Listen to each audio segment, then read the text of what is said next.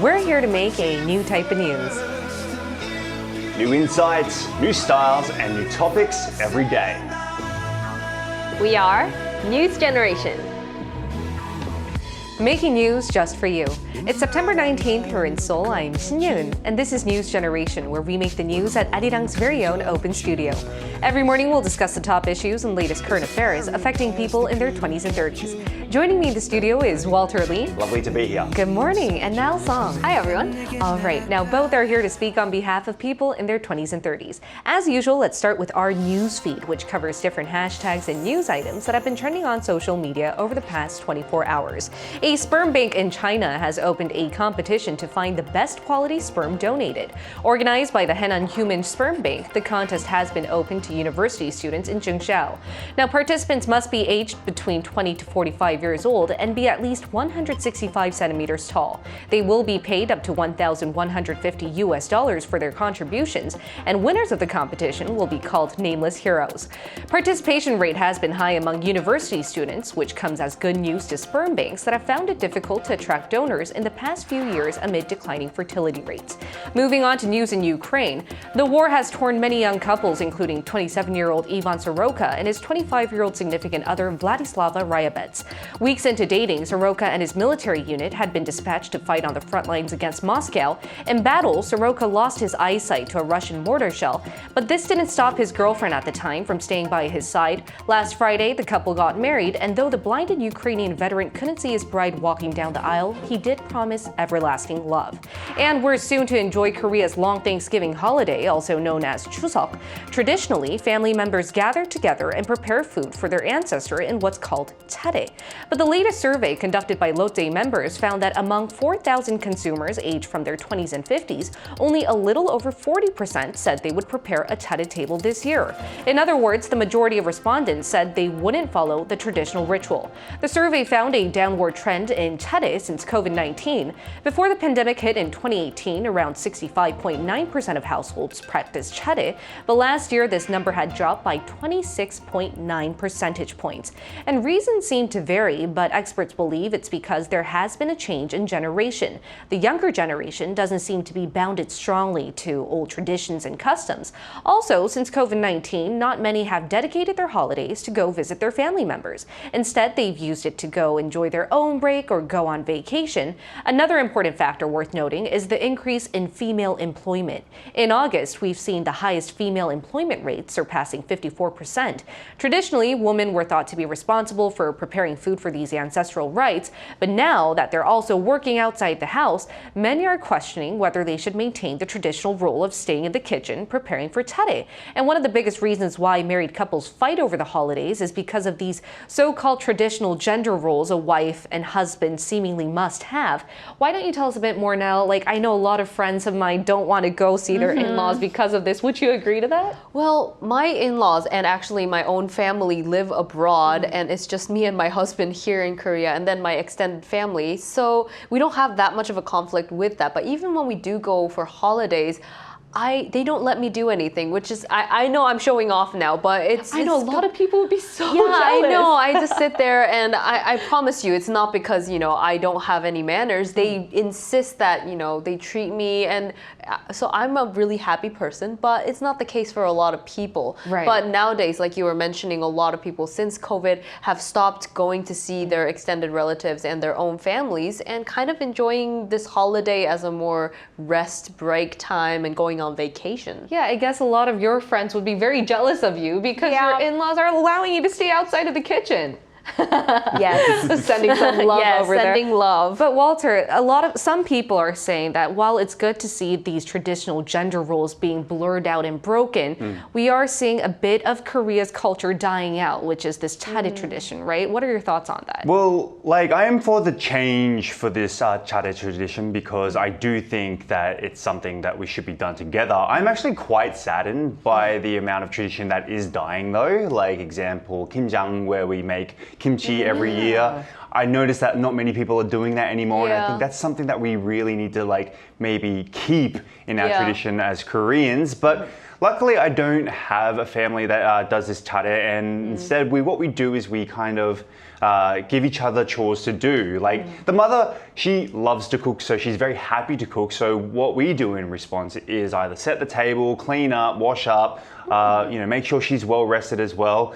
And so we have this sort of agreement. So it's quite good that we do it this way. And I think it's also very fair. But yeah, I don't like to see traditions go away, but this is something I don't mind changing. Right, to sum up then, you would like to see these traditions in Korea stay put whilst we see these stereotypical gender roles blurred out. Like in your household, like even the man can go inside the kitchen and help out. I love going in the kitchen. I know. I think our generation can lead that type of mixture between tradition and new set of modern ideals to be combined together. And that was our news feed for this Tuesday. Let's head into our main discussion topic of the day now.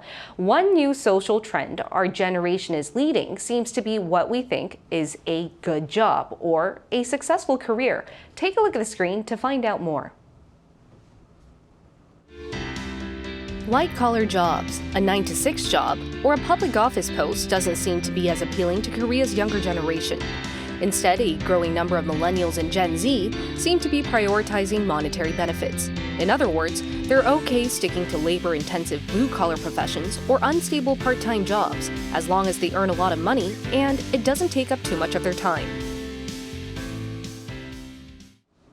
Has the way we perceive a good job and career path changed? If so, how? These are the two main questions we would like to tackle on today's edition of NewsGen. So Walter, would you agree that our generation has a different outlook on jobs compared to previous generations? I would definitely say so. Like most people, have no other choice. When we go to university, we have this dream of being in the field that we study in, most of the time anyway. But a lot of people don't have the choice due to maybe lack of availability within that job, as well as the extreme competitiveness here, especially in Seoul, South Korea. But there are some lucky ones, including myself, that chose to change their jobs due to their tastes, their passions, or what suits them best. Now, another example would be a former K-idol by the name of Cap. He belonged to the band Teen Top. He confessed that being in front of the camera just wasn't for him anymore. It's something that many of us probably want to do, is be in front of the camera and be famous and rich and whatever. But he decided, no, it's not really for me anymore. So he decided to go drop everything, basically go push a lawnmower, pick up a whippersnipper, put on some gloves and do some landscaping. And that's what he does now. And he admits that he's much more satisfied with his work than before. He's happier more than ever. Yes. And just by looking at Cap's episode there, I think we can tell that our generation isn't afraid to quickly change jobs. Right. And I think that comes from different outlooks on how we look at jobs, right? Yeah, I think there's still that majority that gets that kind of external and internal pressure to get that stable, kind of respectable job. But the current generation, as we've been saying, has been growing a little more towards the individual freedom. And we've talked about Millennials and Gen Z on this show, and they tend to be, kind of different. They're a different breed in the workplace in Korea. And the general view is that they value personal boundaries, they need their own time, and their work method is kind of different, and they want that to be respected. So everyone has their own pattern of working and how to get it done. So many young people are choosing kind of the non-traditional route of jobs and their career for a freely working environment. Right, work-life balance seems to be a high priority amongst our generation. Exactly. And let's analyze the reasons as to why our perceptions towards jobs have changed, starting from our generation, starting with you now. Yeah, I think our generation was raised by parents who believed if you try hard enough, you can make it. You can be anything you want to be, go into a good university and get a good job.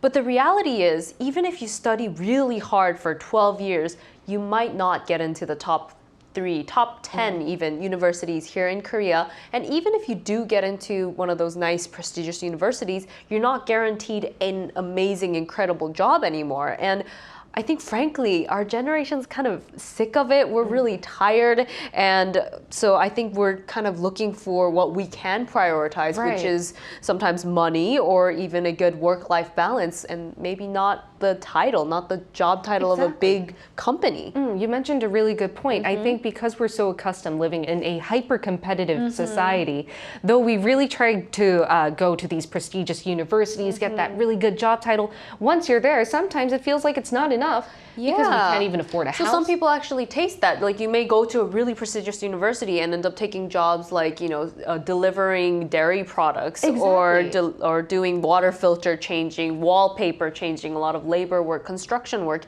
And it's not, we don't disrespect that anymore. People used to kind of look down upon the blue collar jobs, but nowadays people are prioritizing the money and I guess their freedom. And I guess it's like as much as you put in, you get loyal results. And those, you don't need to put too much time into it, but you still get the money, which is good enough. What about you, Walter? What would you analyze behind how perceptions have changed towards jobs? Well, interestingly, not too long ago in Korean society, and I say not too long ago, I mean probably within the last decade, there's been a big change. So some of the most sought after jobs were civil servant positions as well as teachers' jobs.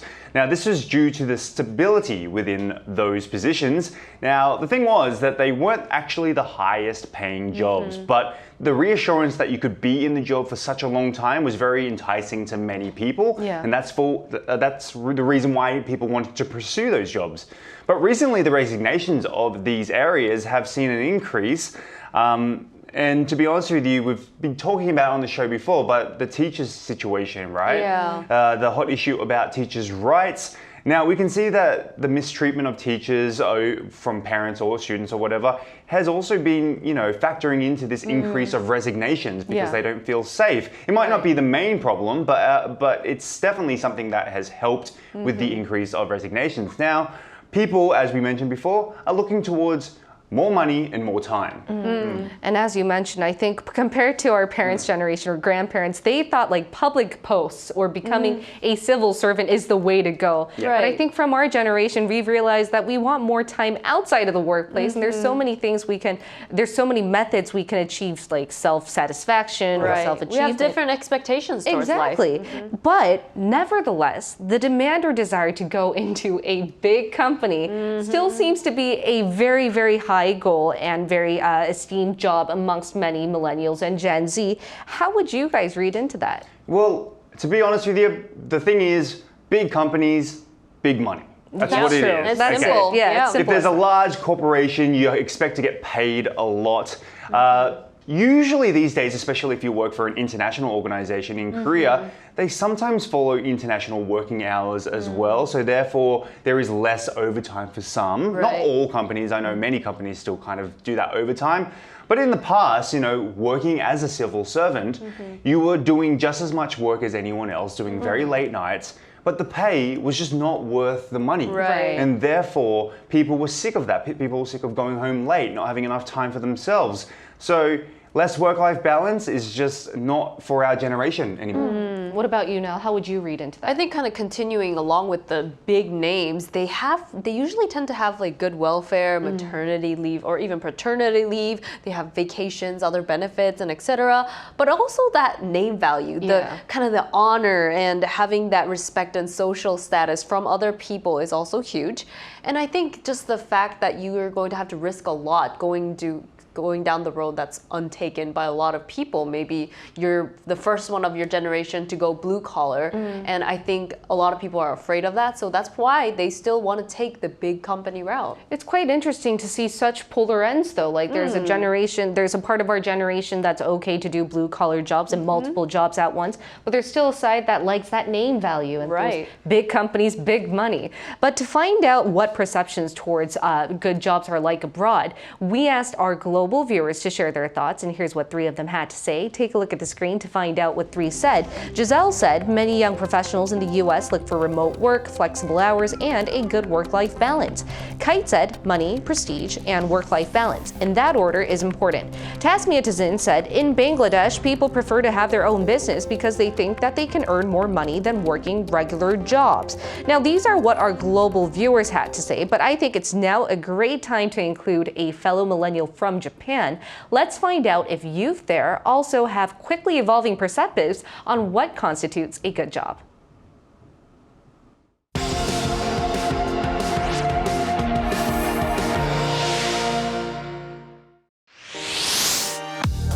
Let's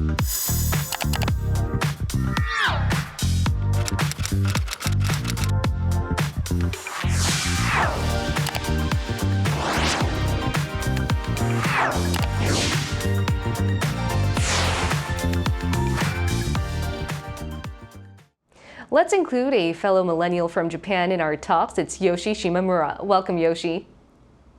Hello. Hello.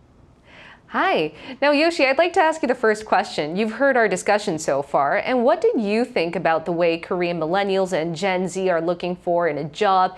And compared to the older generation, we definitely seem to have different perspectives on how we look at blue-collar jobs as well. Do you think that there's any commonalities in the way our generation perceives jobs to that of youth in Japan? Yes, definitely, yes. Well, in my case, my family and my parents and grandparents also wanted me and pressured me to be a civil servant or a teacher because that's the ideal life for them when I was a student. And actually, that's very common of what parents say to children in Japan as well. And yes, I think we have common between Japan and Korea that people in my generation tend to choose a job based on their value or passion instead of following what the family wants them or following stereotype of image of ideal life. It's quite interesting that parents also had the similar ideas to some parents here in Korea. Though it's it's not for you teaching or being a civil servant. Tell us what you're doing at the moment, and was it something that you always wanted to do? And do you have any ultimate career goals? Well, I haven't found very specific my career goal yet, but getting the global finance license is my next step. Because through my experience from my current job as a global business account manager, so I came up to be convinced that good business or good project exist under a good finance situation. And I also want to apply my skill to make more money for my life goal. And more value of my future business activities and supporting to those around me in the future. So my last question for you today is, how do you think our generation's perspective for jobs and certain occupations will change in the future? Well, I think people more and more tend to choose jobs based on their lifestyle and life goals, since there have been more choices of working style and or information than decades ago. On the other hand, older generation used to be, or I would say had to choose by how much social status they could get or name of the company they work for. Right. That's a very interesting point you mentioned, Yoshi. I completely agree. I think for most countries, with rapid development, at the time, the older generation had to prioritize like having a livelihood. But then our generation was blessed enough to look out at all these different career options out there. And as you mentioned, that aligns with our life vision. So we'll be rooting for you to achieve that in your next career path. In the meantime, we'd like to say thank you for participating in today's interview. Thank you. Bye. And to wrap up our discussion here in the studio, anything we should keep in mind when choosing jobs or setting our career path from this point onwards? Well, I'll use myself as an example, but it's not easy for many of us to achieve like work satisfaction and passion for what we do. When I was, from the age of 18 to up into, I guess, my early 30s, I was always just on the mind of earn money and that's it. That's the way life should be. But, granted, I still need to pay bills, so money is an important factor. It is.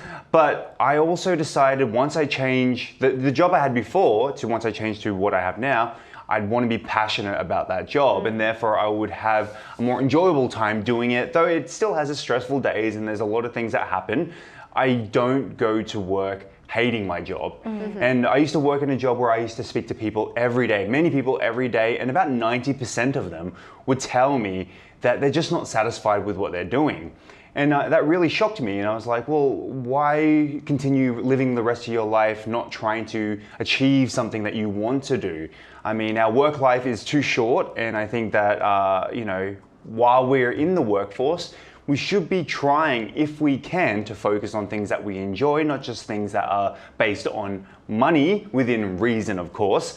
Now, for me, I'm very happy. I mean, I wish I had more money, of course, but at least I come to work happy every day. And mind you that our generation has so many different labels attached to us. We are considered very efficient. We really prioritize work-life balance. But another word that I'd like to add attached to us is courage. Yes. I think you had courage to choose your life passion and use your time efficiently. It was stupid, but Now, what are your final thoughts on On the other hand, I want to say there's also courage to choose stability as well. Because exactly. I think people who choose that stable life maybe is kind of giving up a lot of the adventure side of it. But I think the key is really knowing what you want and knowing yourself so that you can make the right choices for you and you can be blue collar, white collar, or no collar. It depends on what you want, how you want your life to pan out. And I really think everyone should just try to make decisions that they won't regret looking back in the next 20 years. I guess that's why our generation is leading such open discussions, because we're willing to accept anything as long as it's good for you. And we'll be here every day from 9:30 to 10 a.m. Korea time, bringing you more topics young people are talking about. Special thanks to Walter Lee lovely to be here. and Mel-song. No problem. All right, and thank you everyone for watching. We'll see you tomorrow. We are News Generation.